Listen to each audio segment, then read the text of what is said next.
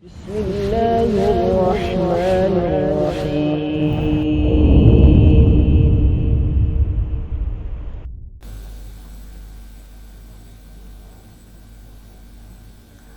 Assalamualaikum warahmatullahi wabarakatuh. Bismillahirrahmanirrahim. Alhamdulillahi ala insani wa syukru lahu ala taufiqihi wa amtinani. Asyhadu an la ilaha illallah wahdahu la syarika lah ta'ziman li sya'ni wa asyhadu anna Muhammadan abduhu wa rasuluhu al-hadi ila ridwani sallallahu alaihi wa ala alihi wa sahbihi wa ikhwani. Ya ayyuhalladzina amanu taqullaha haqqa tuqatih wa la tamutunna illa wa antum muslimun. Ya ayyuhalladzina amanu taqullaha wa qulu qawlan sadida yuslih lakum a'malakum wa yaghfir lakum dhunubakum wa may yuti'illaha wa rasulahu faqad faza fawzan 'azima. Amma ba'd.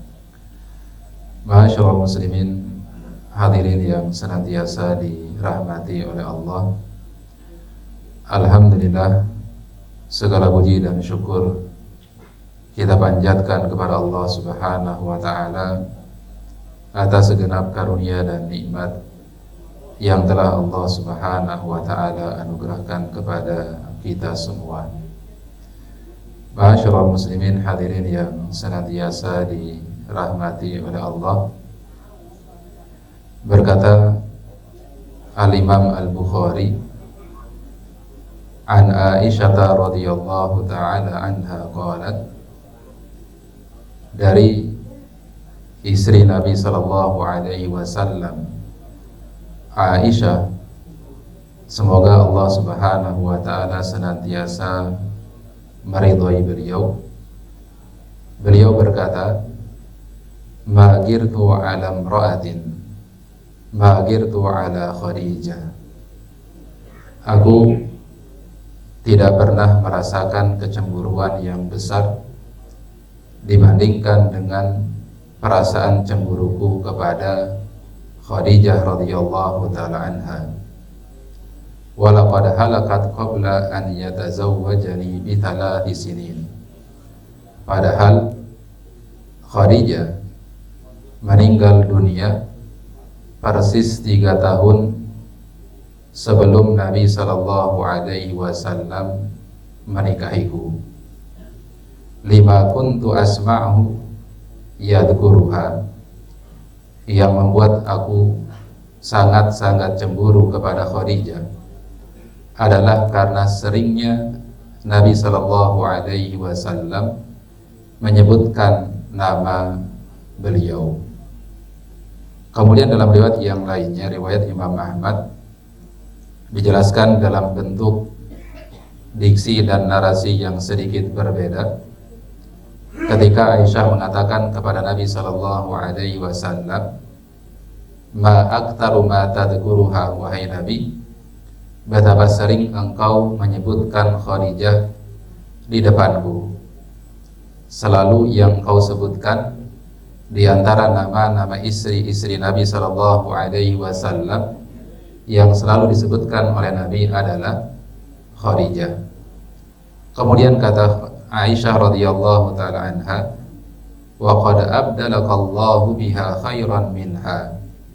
Padahal Allah Subhanahu wa ta'ala telah memberikan pengganti istri yang jauh lebih baik dibandingkan dengan Khadijah. Siapa yang beliau maksudkan? Yang beliau maksudkan adalah diri beliau, yaitu Aisyah radhiyallahu ta'ala anha. Lalu kemudian kata Nabi sallallahu alaihi wasallam, ma abdalanillahu khairan minha. Allah tidak memberikan pengganti kepada saya istri yang jauh lebih baik dibandingkan dengan Khadijah. Qad amanat bi id kafara biyan nas. Lalu kemudian Nabi jelaskan alasan kenapa Khadijah menjadi sosok yang istimewa di hati Nabi sallallahu alaihi wasallam, sampai-sampai beliau sering menyebutkan nama Khadijah Bahkan disebutkan dalam sebuah riwayat ketika saudari dari Khadijah bernama Halah binti Khuwailid, yang mana Halah binti Khuwailid ini punya suara yang persis dan mirip dengan suara Khadijah. Sampai-sampai Halah pernah datang ke rumah Nabi Sallallahu Alaihi Wasallam. Begitu Halah mengucapkan salam dan itu didengar oleh Nabi Sallallahu Alaihi Wasallam, tanpa beliau melihat Halah, beliau sudah tahu bahwasanya itu adalah Halah, saudari dari Khadijah binti Khuwailid radhiyallahu taala anha. Ini menunjukkan bagaimana berbekasnya sosok Khadijah di hati Nabi sallallahu alaihi wasallam, sampai-sampai suara beliau pun ya masih beliau ingat. Kita lanjutkan tadi, kata Aisyah radhiyallahu taala anha, Nabi menyampaikan kepadaku alasan kenapa Khadijah memiliki ya kenangan yang begitu mendalam pada hati Nabi sallallahu alaihi wasallam. Nabi sebutkan kelebihan-kelebihan yang dimiliki oleh Khadijah dan tidak dimiliki oleh istri-istri beliau yang lainnya. Kata Nabi, Khadijah adalah merupakan wanita yang pertama kali beriman kepadaku di saat seluruh manusia tidak mau beriman kepadaku. Wa saddaqatni id kadzdzabani an-nas, dan dia adalah orang yang pertama kali membenarkan ajaran-ajaran yang aku bawa di saat seluruh orang mendustakan ajaran-ajaranku.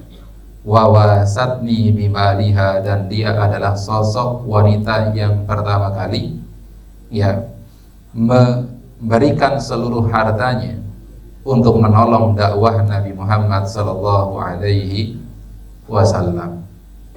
Dan apa yang disampaikan oleh Aisyah ini berkaitan tentang bagaimana besarnya rasa cemburu beliau kepada Khadijah. Ini bukan berarti beliau tidak pernah cemburu kepada istri-istri Nabi yang lainnya. Aisyah juga pernah cemburu kepada istri Nabi yang lainnya yang bernama Zainab bintu Jahsh. Disebutkan dalam sebuah riwayat bahwasanya ketika Nabi berada di rumah Aisyah, karena memang itu adalah giliran Nabi Shallallahu Alaihi Wasallam untuk menginap di rumah Aisyah, tiba-tiba datang seorang laki-laki, yang laki-laki tersebut adalah pembantu dari istri Nabi yang bernama Zainab bintu Jahsh, di mana pembantu ini membawa makanan yang dikirimkan oleh Zainab bintu Jahsh, dan diantarnya kemana? Diantarnya ke rumah Aisyah, yang memang pada saat itu Nabi sedang berada di rumah Aisyah. Maka Aisyah radhiyallahu taala anha pun kemudian cemburu. Akhirnya wadah makanan yang tadi dikirimkan oleh Zainab bintu Jahsh melalui pembantunya ini kemudian diambil dan dilempar oleh Aisyah sampai wadah atau piring makanan tersebut menjadi pecah. Lalu kemudian melihat hal tersebut, apa yang dilakukan oleh Nabi Shallallahu Alaihi Wasallam, Nabi kemudian dengan tangan beliau kumpulkan pecahan-pecahan piring tersebut. Lalu makanan yang tumpah dari piring tersebut beliau kumpulkan dan taruh di atas piring yang pecah tersebut, dan hal itu disaksikan oleh para sahabatnya. Lalu kemudian Nabi Shallallahu Alaihi Wasallam berkata kepada para sahabatnya, kemarilah kalian, makanlah makanan ini. Gharat ummukum, sesungguhnya ibu kalian yaitu Aisyah telah dilanda rasa cemburu. Masyaallah muslimin hadirin yang senantiasa dirahmati oleh Allah. Apa faidah yang bisa kita ambil dari hadis-hadis yang mulia ini?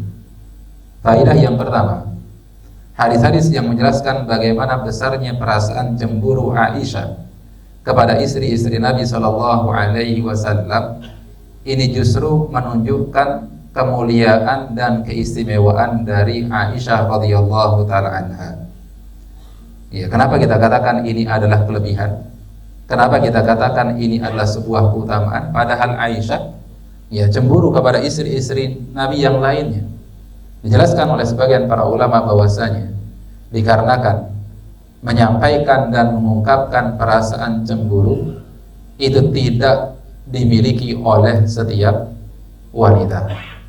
Umumnya kebanyakan wanita, misalkan istri-istri kita katakanlah, umumnya kebanyakan wanita itu merasa enggan, merasa malu ketika mengungkapkan bahwasanya dirinya dalam keadaan cemburu. Tapi tidak dengan Aisyah radhiyallahu taala anha. Beliau jelaskan bagaimana besarnya perasaan cemburu beliau kepada istri-istri Nabi sallallahu alaihi wasallam, dan salah satunya adalah rasa cemburu beliau kepada Khadijah radhiyallahu taala anha.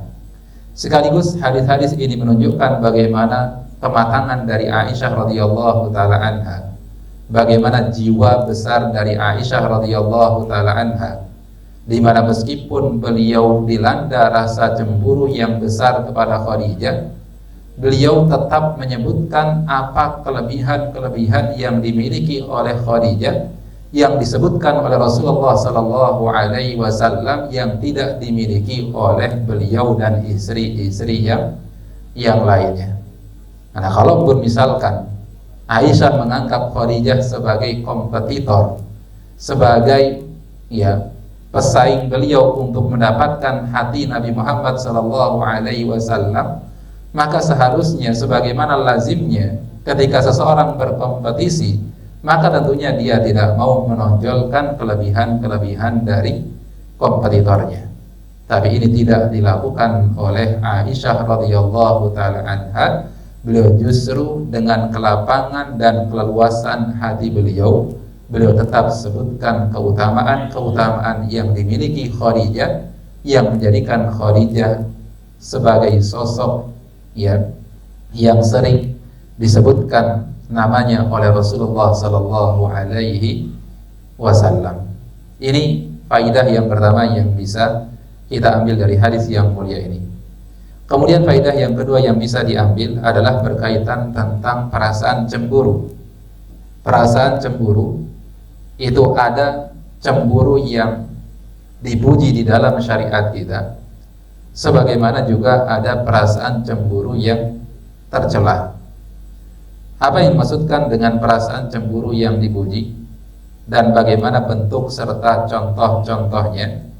Disebutkan oleh Nabi sallallahu alaihi wasallam bahwasanya beliau bersabda, "Inna minal ghirati ma yuhibbuhullah wa minha ma yubghiduhullah." Bahwasanya di antara perasaan cemburu ada perasaan cemburu yang disukai dan dicintai oleh Allah Subhanahu wa taala, tapi ada juga perasaan cemburu yang dibenci dan dimurkai oleh Allah Subhanahu wa ta'ala. Fa ammal ghiratul lati yuhibbuhallahu fal ghiratu fir ribah. Adapun rasa cemburu yang diberikan pujian oleh Allah, yang disukai oleh Allah Subhanahu wa ta'ala, adalah perasaan cemburu yang sesuai dengan koridor-koridor syariat, yang sejalan dengan prinsip-prinsip syariat.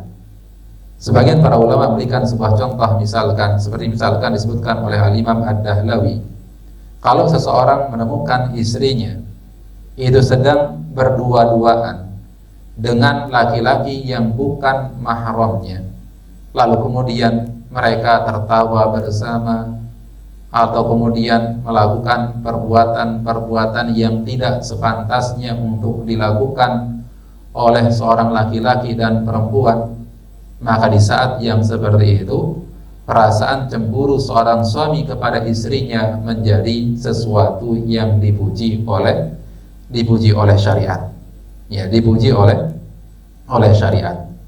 Dan rasa cemburu yang seperti ini harus ada dalam setiap diri orang-orang yang beriman, karena perasaan cemburu yang seperti ini menunjukkan bagaimana sempurnanya keimanan seseorang kepada Allah Azza wa Jalla.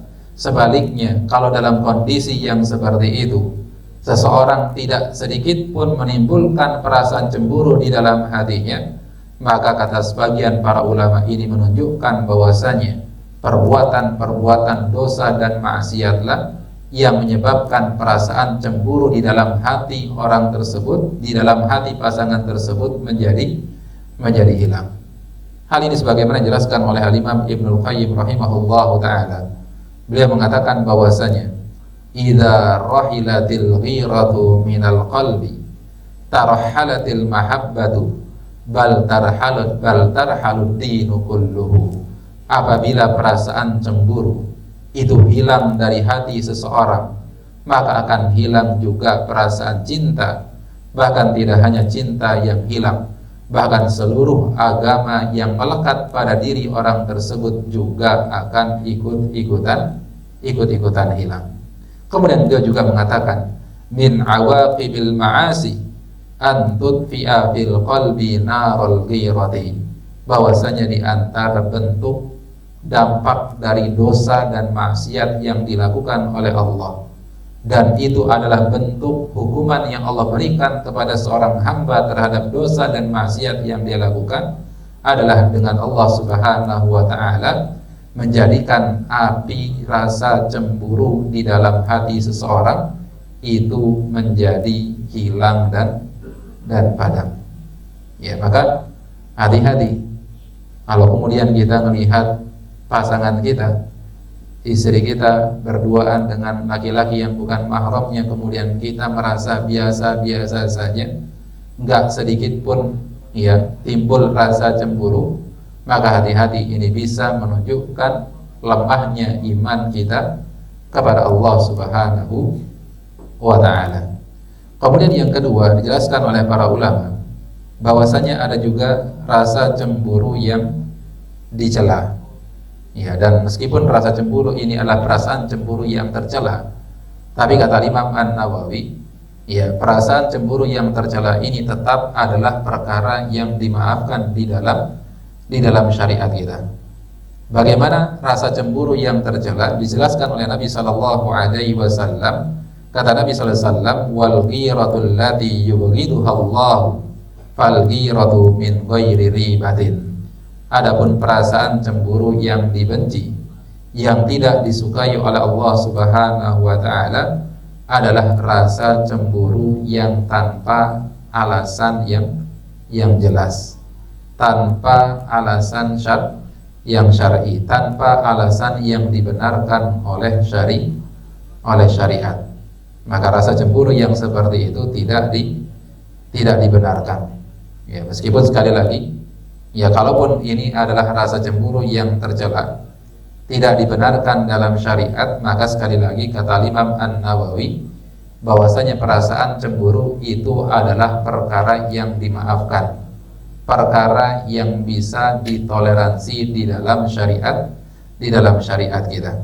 Kata Imam An-Nawawi ketika menjelaskan hadis-hadis yang menjelaskan bagaimana besarnya perasaan cemburu Aisyah kepada istri-istri Nabi sallallahu alaihi wasallam, kata beliau rahimahullahu ta'ala, wa hadzal ladzi fa'alathu wa qalathu radhiyallahu anha hamalahu alaihi faratul ghirati ala Rasulillah sallallahu alaihi wasallam.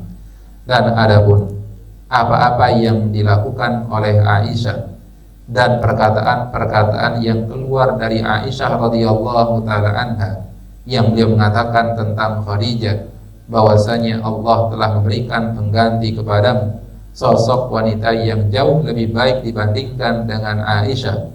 Bahkan disebutkan dalam sebuah riwayat sampai-sampai pernah keluar dari lisan Aisyah, beliau mengatakan Khadijah ini sebagai sosok wanita yang tua, ya, wanita yang tua. Belum lagi tadi Aisyah sudah memecahkan piring makanan yang diberikan oleh salah seorang istri Nabi sallallahu alaihi wasallam. Tapi kata Imam An-Nawawi, maka segala apa yang dilakukan oleh Aisyah dan perkataan yang keluar dari lisan Aisyah, yang hal tersebut bersumber dari besarnya perasaan cemburu beliau kepada Rasulullah sallallahu alaihi wasallam, wa qad sabaqa anna amral ghirati ma'fuun anhu, maka sudah kita bahas dalam pembahasan sebelumnya bahwasanya perasaan cemburu yang muncul dari seseorang itu adalah perkara yang dimaafkan, diberikan toleransi di dalam syariat kita. Ya, jadi Masyaallah muslimin jamaah yang dirahmati oleh Allah Subhanahu wa taala. Jadi perasaan cemburu yang muncul dari pasangan kita itu adalah perkara yang dimaklumi di dalam syariat kita. Ada perasaan cemburu yang memang diberikan pujian, ada juga perasaan cemburu yang dicela di dalam syariat kita. Bahkan disebutkan dalam hadis riwayat Muslim bahwasanya dari Aisyah radhiyallahu taala anha, beliau menceritakan, dan ini dijelaskan dan disebutkan juga oleh Al-Imam Ibnu Jauzi, ya, bahwasanya Aisyah suatu ketika beliau kehilangan Rasulullah sallallahu alaihi wasallam di suatu malam. Ya, Nabi keluar dari rumah Aisyah tanpa memberitahu Aisyah. Lalu setelah itu, tidak lama setelah itu, kemudian Nabi sallallahu alaihi wasallam kembali ke rumah Aisyah. Dalam pikiran Aisyah, nah ini ya yang main perasaan seorang wanita. Dalam perasaan Aisyah, beliau menyangka bahwasanya Nabi Shallallahu Alaihi Wasallam itu singgah ke rumah salah satu seorang istrinya. Makanya ketika Nabi ya balik ke rumah Aisyah, yang mana beliau keluar tanpa izin Aisyah, maka muncul perasaan cemburu di dalam diri seorang Aisyah radhiyallahu taala anha. Dan Nabi bisa menangkap perasaan cemburu Aisyah itu persis dari gerak-gerik dan mimik dari Aisyah radhiyallahu taala anha. Maka kemudian kata Nabi sallallahu alaihi wasallam, "Ya Aisyah, agirti, wahai Aisyah, apakah engkau sedang cemburu?" Lalu kemudian kata Aisyah, "Ya Rasulullah, wa ma li la yugaru mithli ala mithlika." Wahai Nabi sallallahu alaihi wasallam, apakah seorang perempuan seperti saya ini tidak pantas untuk mencemburui laki-laki sepertimu? Ya, karena Nabi ya memiliki tidak hanya satu orang istri, tapi ya beliau memiliki istri-istri yang lainnya. Maka wajar kalau kemudian Aisyah cemburu. Ya, padahal Nabi SAW pada saat itu beliau keluar sebentar tanpa pengetahuan Aisyah, bukan singgah ke rumah salah seorang istri beliau, tapi beliau ya singgah ke kuburan Baqi dan mendoakan para sahabat yang dikuburkan di kuburan Baqi. Ya, ini artinya bahwasanya perasaan cemburu itu kadang-kadang muncul dari ya seorang wanita yang kadang-kadang tanpa alasan yang jelas. Tapi hal itu dimaklumi oleh Nabi Shallallahu Alaihi Wasallam. Nabi sangat memaklumi hal tersebut. Maka di sini kita belajar bagaimana ya cara Nabi Shallallahu Alaihi Wasallam ya memanajemen konflik di dalam rumah tangga. Pada saat para istri-istri beliau ini cemburu, Nabi Shallallahu Alaihi Wasallam tidak meresponnya terlalu berlebihan. Beliau lebih memilih untuk memaklumi perasaan para istri-istri beliau sallallahu alaihi wasallam. Bahkan tadi sebagaimana hadis yang kita sebutkan, pada saat Aisyah melemparkan piring sampai pecah, Nabi sallallahu alaihi wasallam tidak merespon apapun. Nabi enggak marah sama Aisyah, Nabi sangat mewajarkan sikap Aisyah. Nabi hanya mengatakan gharat ummukum, ya, bahwasanya ibu kalian sedang cemburu. Ya, tidak disalahkan siapa? Tidak disalahkan Aisyah. Begitu pula dalam hadis yang ini, ketika kemudian Nabi katakan, "Wahai Aisyah, apakah engkau cemburu?" Kemudian Aisyah mengatakan, "Wahai Nabi, apakah wanita seperti itu tidak boleh cemburu kepada laki-laki seperti itu?" Maka kata Nabi sallallahu alaihi wasallam, "Aw qad ja'aki syaitanuki." Wahai Aisyah, apakah engkau telah didatangi oleh syaitan? Apakah setan itulah yang telah membuat engkau menjadi apa? Menjadi cemburu. Ya, jadi ini kita belajar sekali lagi, ma'asyiral muslimin yang dirahmati oleh Allah Azza wa Jalla, terkait tentang bagaimana manajemen konflik yang dilakukan oleh Rasulullah sallallahu alaihi wasallam. Jadi Nabi tetap mewajarkan perasaan cemburu yang datang dari istri-istri beliau sallallahu alaihi wasallam. Karena sekali lagi, yang namanya perasaan cemburu itu adalah perkara yang dimaafkan, yang diberikan toleransi, yang diwajarkan di dalam syariat kita. Masyaallah muslimin jamaah yang dirahmati oleh Allah Subhanahu wa taala. Ya, dan ya ini pernah saya sampaikan mungkin pekan lalu ya. Ya, terkait tentang bagaimana gambaran kecemburuan dari dua orang ya pasangan suami istri yang luar biasa sekali. Ya, ketika dijelaskan oleh ya siapa Al-Hafidz Ibnu Katsir ya di dalam kitab beliau Al-Bidayah wa Nihayah. Ya, Al-Bidayah wa Nihayah. Beliau menceritakan terkait tentang seorang istri yang menggugat suaminya karena mengklaim suaminya tidak membayarkan mahar yang telah dijanjikan di awal akad pernikahan. Yang mana besaran ya maharnya ketika itu adalah sebesar 500 dinar. Ya, besarnya 500 dinar. Itu nilai yang cukup besar, Pak. Kalau di zaman sekarang nilainya sangat-sangat besar sekali, 500 dinar. Tapi apa yang menjadi klaim dari istri ini dibantah oleh suaminya. Beliau mengingkari hal tersebut. Lalu kemudian akhirnya sang istri membawa hal tersebut ke pengadilan. Kemudian sang istri menghadirkan bukti dan juga saksi-saksi yang menunjukkan bahwasanya klaim dia adalah klaim yang benar. Akan tetapi, tentunya orang-orang yang ada di pengadilan termasuk hakim dan lain sebagainya tidak percaya begitu saja, lalu kemudian meminta kepada sang istri ini untuk membuka wajahnya. Karena si wanita ini memakai niqab, memakai cadar. Ya, diperintahkan dan diminta kepada si wanita ini untuk membuka cadarnya, untuk menyingkap wajahnya, untuk memastikan apakah dia benar-benar adalah istri dari laki-laki tersebut. Maka lihat bagaimana respon daripada suaminya, padahal dia tengah berselisih dengan istrinya, berada di pengadilan.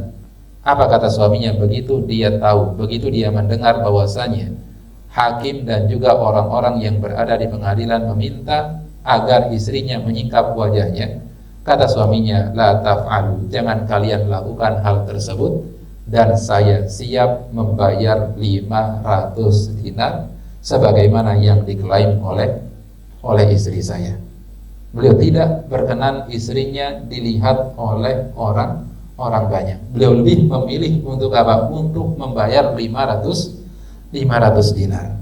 Lalu kemudian bagaimana respon sang istri? Begitu dia mengetahui bahwasanya sang suami siap membayar 500 dinar gara-gara dia nggak rela wajah istrinya disaksikan dan dilihat oleh orang banyak, maka kata istrinya, aj'alu sadaqi fi hillin fid dunya wal akhirah. Wahai hakim, saya relakan, saya ikhlaskan yang 500 dinar tersebut atas suamiku, baik di dunia maupun di akhirat. Saya tidak akan tuntut suami saya di dunia maupun di akhirat. Lalu kemudian dijelaskan oleh Imam As-Sam'ani di dalam kitab Al-Ansab, beliau berikan tambahan terkait tentang kisah ini. Beliau katakan bahwasanya setelah itu hakim yang memutuskan perkara di antara dua pasangan suami istri ini takjub dengan kecemburuan dari dua orang pasangan ini. Lalu kemudian dia mengatakan, yuktab hada fi makarimil akhlaq. Kisah ini sangat pantas untuk ditulis dengan tinta emas, ya. Lalu kemudian diletakkan dalam pembahasan makarimul akhlaq, yaitu akhlak-akhlak yang mulia. Maka masyaallah muslimin jamaah yang dirahmati oleh Allah Subhanahu wa taala. Jadi sekali lagi, ya, ini adalah perasaan cemburu yang ada di dalam syariat kita, di mana perasaan cemburu, ada rasa cemburu yang memang diberikan pujian, ada juga rasa cemburu yang dicela, tapi tercela-tercelanya perasaan cemburu maka tetap diberikan permakluman di dalam syariat kita. Wallahu taala a'lam bishawab. Ini yang bisa disampaikan. Ada pertanyaan? Tidak ada ya? Oh ya, untuk pembahasan kitab Umdatul Ahkamnya kita sudah selesai sebenarnya ya. Tinggal menyisakan satu aja, yaitu bab berkenaan tentang haji. Tapi saya nggak bahas karena saya nggak punya ilmu yang terlalu mumpuni untuk membahas bab haji. Jadi kita anggap selesai. Iya, wallahu taala alam. Bisa ada pertanyaan, Mas? Silakan. Ada pertemuan sebelumnya Ustaz tentang bab jenazah. Apabila Oh, sudah lama banget itu ya. Oh iya.